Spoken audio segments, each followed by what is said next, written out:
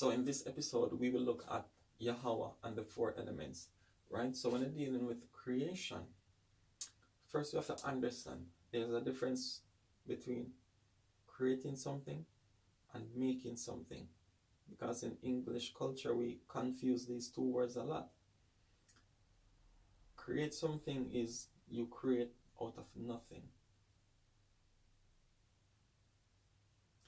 Make something or invent something is when you take what is already created and invent something different. That's not the same as make. Alright, so for example, you can take raw materials from the earth and you make planes, ships. You do not create ships. You do not create planes. You invent, you make, right? So it's good to understand the clear distinction between create and make, so we don't get confused when we see these words, right? Now, when he said he created man, right? We were created out of these four elements, right? How do these things function in us?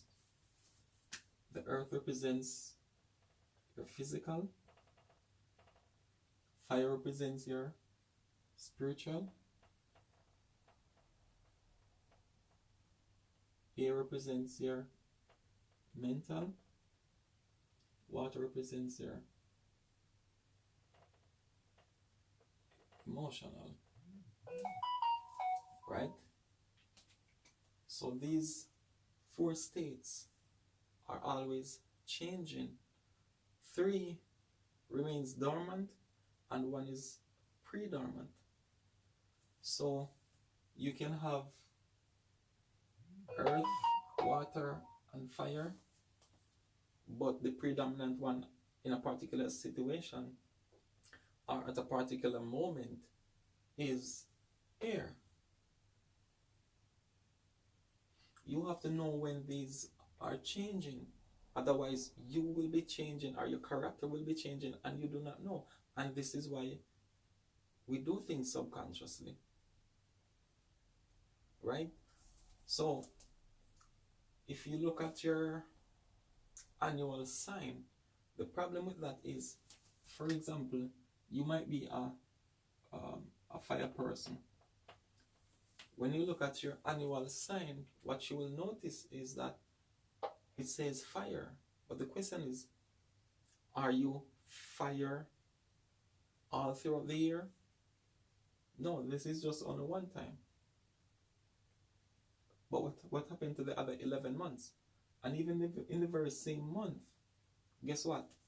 The different states are changing. Right?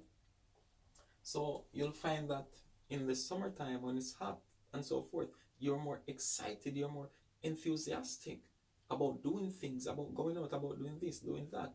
But when it's the rainy time, you find out that you have a different character. You are a whole different person.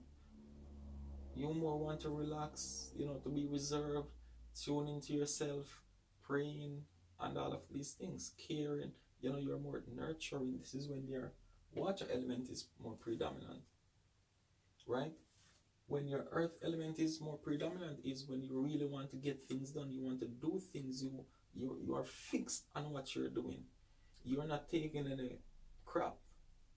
You want to get this done, and that's what you're going to do. You are predominant, and a lot of people are in this way when it comes down to the children.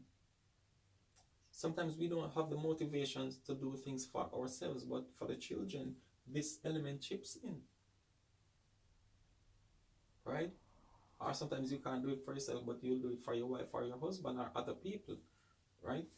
Now, the mental, right, is when where a lot of thoughts come in. You're thinking ahead, okay, this needs to be done. You say, okay, I'll get this, I will do that, I will take care of this, I'll find the resources.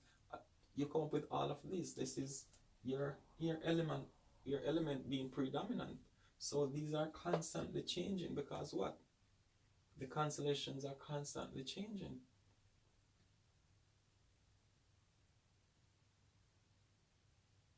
right? So you have to know when there's something, when you display a different behavior, you have to be the aware being. This is where the fifth element comes in, because the fifth element pervades all of this. And this is where you have the spirit. It gets to witness all your different characters. It witnesses you when you're fire predominant. It witnesses when you're earth predominant. It witnesses when you're water predominant. It witnesses when you're air predominant. Right? So we have to always understand this. These different aspects, these different elements, they shape our characters. They determine how we behave in situations when we don't have them under control. Right? And also when the element is missing, you also have a different character. Right? Now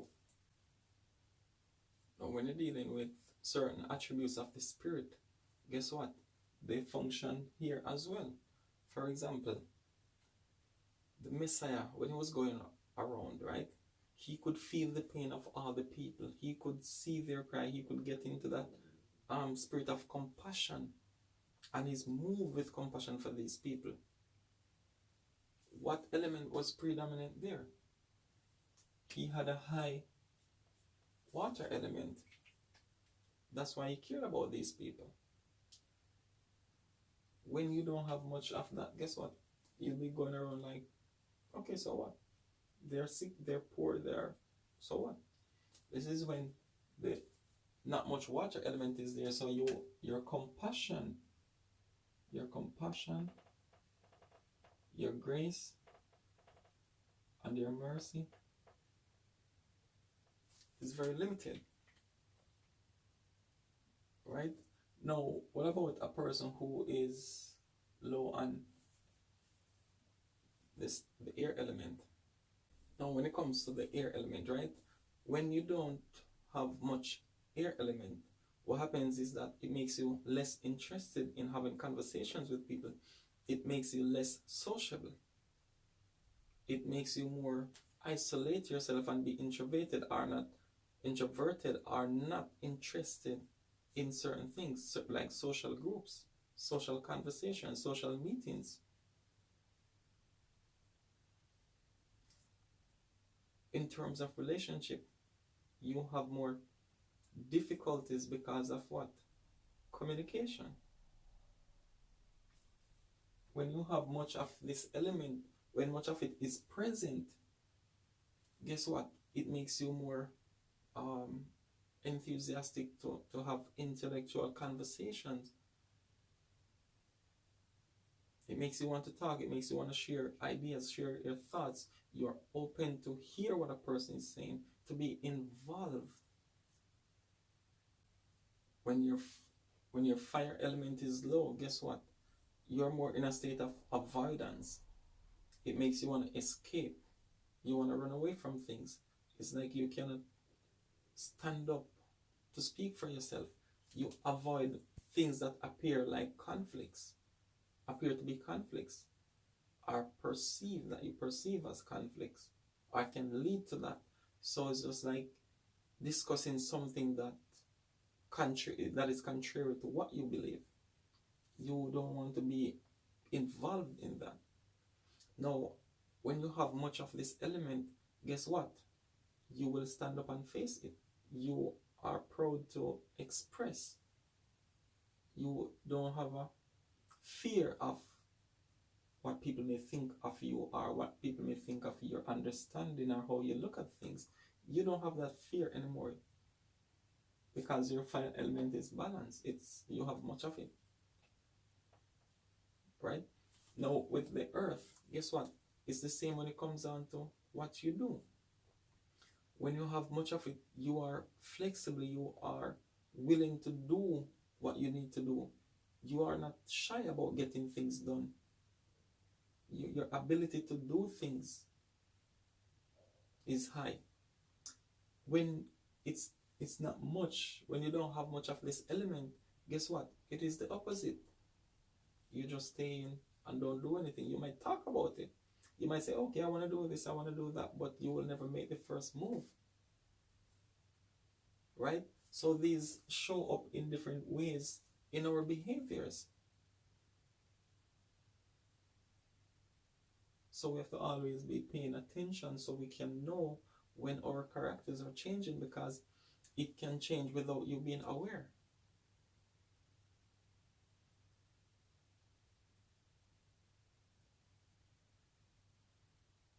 Now, when you're dealing with this spirit, right, it is the life that flows through the entire body, but it does not prevent or stop the body from doing whatever it wants to do.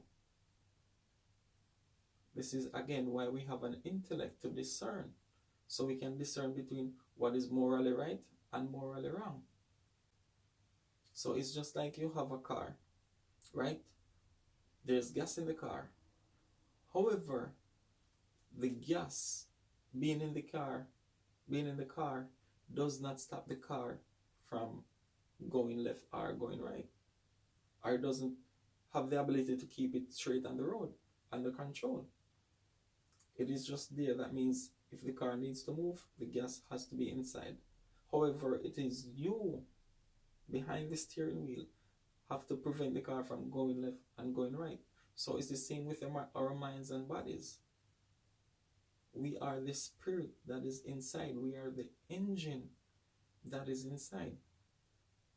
We have to control it with our consciousness to know that, okay, the mind wants to go over there, the body wants to go there, but the spirit knows that continue on the straight path. Do not look left, do not look right. Right? So this is the presence that is always with us. But it does not stop you from doing this or doing that. This is why we're humans. We have the ability to do what? To go contrary to our nature. We are not governed by nature like animals are. Right? They cannot go contrary to their nature, so you won't find a dog having a passion for chocolate cakes. Right? You won't find a lion eating more than what it can take. So if the lion stomach is full, guess what? He sees a little thing that he can eat, he's not going to go hunt after him. We as humans, we can go contrary to that. Your stomach is full, but you see that cheesecake that you cannot stop your desire or lust for, and you still have to go eat it, even when you know there's no more space, even if you have to throw up in the end. That's how we are. Right? So that is also what makes us different from animals. So when the Most High refer to us as animals, or that beast, the instincts, that's what it's talking about. It's like that ability to discern is no longer there. So we are down to what? Animalistic level. Animalistic nature.